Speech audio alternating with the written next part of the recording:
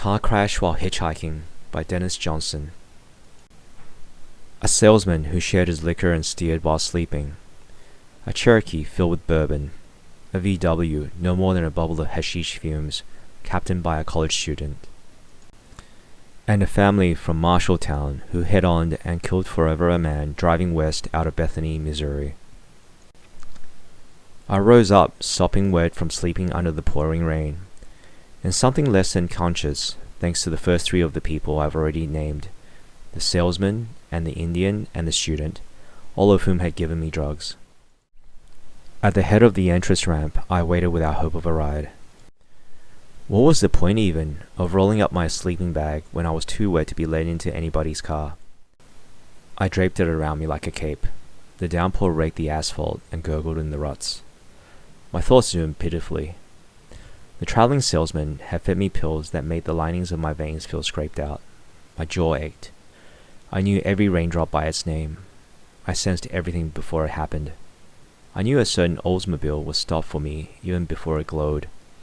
And by the sweet voices of the family inside it, I knew we'd have an accident in the storm. I didn't care. They said they'd take me all the way. The man and the wife put the little girl up front with them and left the baby in the back with me and my dripping bedroll. "I'm not taking you anywhere very fast," the man said. "I've got my wife and babies here, that's why." "You are the ones," I thought, and I piled my sleeping bag against the left-hand door and slept across it, not caring whether I lived or died. The baby slept free on the seat beside me. He was about 9 months old. But before any of this, that afternoon, the salesman and I had swept down into Kansas City in his luxury car. We developed a dangerous, cynical camaraderie beginning in Texas, where he'd taken me on. We ate up his bottle of amphetamines, and every so often we pull off the interstate and bought another pint of Canadian Club and a sack of ice. His car had cylindrical glass holders attached to either door and a white leathery interior. He said he'd take me home to stay overnight with his family, but first he wanted to stop and see a woman he knew. Under Midwestern clouds, like great gray brains, we left the superhighway with a drifting sensation and entered Kansas City's rush hour with a sensation of running aground. As soon as we slowed down, all the magic of traveling together burned away. He went on and on about his girlfriend. "I like this girl. I think I love this girl. But I've got 2 kids and a wife, and there's certain obligations there. And on top of everything else, I love my wife. I'm gifted with love. I love my kids. I love all my relatives." As he kept on, I felt jolted and sad. "I have a boat, a little 16-footer. I have 2 cars. There's room in the backyard for a swimming pool." He found his girlfriend at work. She ran a furniture store, and I lost him there. The clouds stayed the same until night. Then, in the dark, I didn't see the storm gathering. The driver of the Volkswagen, a college man, the one who stoked my head with all the hashish, let me beyond the city limits just as it began to rain. Never mind the speed I'd been taking. I was too overcome to stand up. I lay out in the grass off the exit ramp and woke in the middle of a puddle that had filled up around me. And later, as I've said, I slept in the back seat while the Oldsmobile, the family from Marshalltown, splashed along through the rain. And yet I dreamed I was looking right through my eyelids and my pulse marked off the seconds of time. The interstate through western Missouri was, in that era, nothing more than a 2-way road, most of it. When a semi-truck came toward us and passed going the other way, we were lost in a blinding spray and a warfare of noises such as you get being towed through an automatic car wash. The wiper stood up and lay down across the windshield without much effort. I was exhausted, and after an hour, I slept more deeply. I'd known all along exactly what was going to happen, but the man and his wife woke me up later, denying it viciously. "Oh no! No!"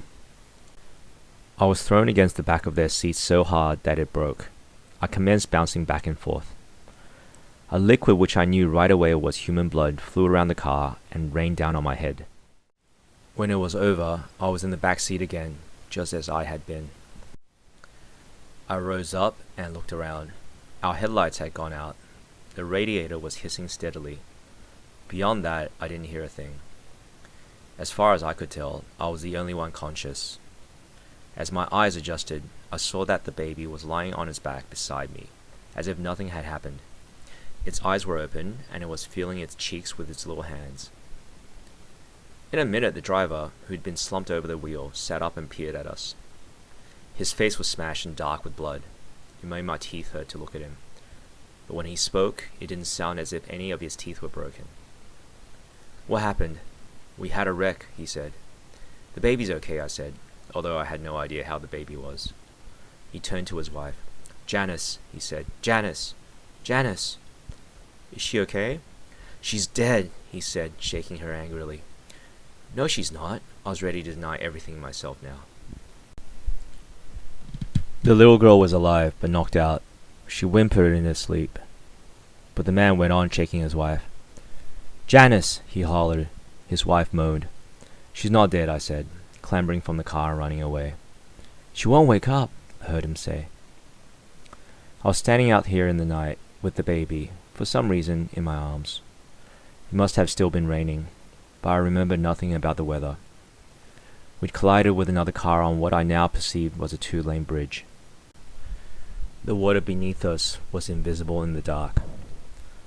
Moving toward the other car, I began to hear rasping, metallic snores. Somebody was flung halfway up the passenger door, which was open, in the posture of one hanging from a trapeze by his ankles. The car had been broadsided, smashed so flat that no room was left inside it, even for this person's legs, to say nothing of a driver or any other passengers. I just walked right on past. Headlights were coming from far off. I made for the head of the bridge, waving them to a stop with one arm and clutching the baby to my shoulder with the other. It was a big semi, grinding its gears as it decelerated. The driver rolled down his window, and I shouted up at him, "There's a wreck! Go for help!" "I can't turn around here," he said. He let me and the baby up on the passenger side, and we just sat there in the cab, looking at the wreckage in his headlights. "Is everybody dead?" he asked. "I can't tell who he is and who isn't," I admitted. He poured himself a cup of coffee from a thermos and switched off all but his parking lights. "What time is it?" "Oh, it's around 3:15, he said. By his manner, he seemed to endorse the idea of not doing anything about this. I was relieved and tearful. I thought something was required of me, but I hadn't wanted to find out what it was. When another car showed coming in the opposite direction, I thought I should talk to them. "Can you keep the baby?" I asked the truck driver. "You better hang on to him," the driver said. "It's a boy, isn't it?" "Well, I think so," I said. The man hanging out of the red car was still alive as I passed, and I stopped, grown a little more used to the idea now of how really badly broken he was, and made sure there was nothing I could do. He was snoring loudly and rudely. His blood bubbled out of his mouth with every breath. He wouldn't be taking many more. I knew that, but he didn't, and therefore I looked down into the great pity of a person's life on this earth. I don't mean that we all end up dead. That's not the great pity. I mean that he couldn't tell me what he was dreaming, and I couldn't tell him what was real. Before too long, there were cars backed up for a ways at either end of the bridge, and headlights giving a night game atmosphere to the steaming rubble, and ambulances and cop cars nudging through so that the air pulsed with color. I didn't talk to anyone. My secret was that in this short while I had gone from being the president of this tragedy to being a faceless onlooker at a gory wreck. At some point, an officer learned that I was one of the passengers and took my statement.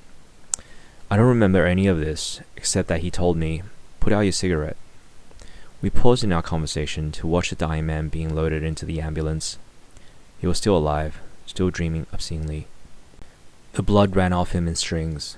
His knees jerked and his head rattled. There was nothing wrong with me, and I hadn't seen anything, but the policeman had to question me and take me to the hospital anyway. The word came over his car radio that the man was now dead, just as we came under the awning of the emergency room entrance.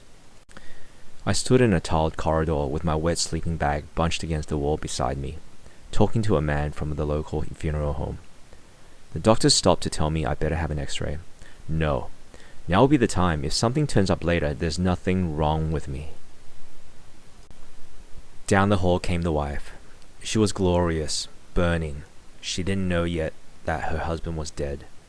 We knew. That's what gave her such power over us. The doctor took her into a room with a desk at the end of the hall, and from under the closed door, a slab of brilliance radiated as if by some stupendous process. Diamonds were being incinerated in there. What a pair of lungs! She shrieked as imagined an eagle would shriek. It felt wonderful to be alive to hear it. I've gone looking for that feeling everywhere. There's nothing wrong with me. I'm surprised I'd let those words out. But it's always been my tendency to lie to doctors, as if good health consisted only of the ability to fool them. Some years later, one time when I was admitted to the detox at Seattle General Hospital, I took the same tact. Are you hearing any unusual sounds or voices? The doctor asked. Help us, oh God, it hurts, the boxers of cotton screamed. Not exactly, I said. Not exactly? He said. Now, what does that mean? I'm not ready to go into all that, I said. A yellow bird fluttered close to my face, and my muscles grabbed. Now I was flopping like a fish. When I squeezed shut my eyes, hot tears exploded from the sockets. When I opened them, I was on my stomach. How did the room get so white? I asked. A beautiful nurse was touching my skin. These are vitamins, she said, and drove the needle in. It was raining. Gigantic ferns leaned over us.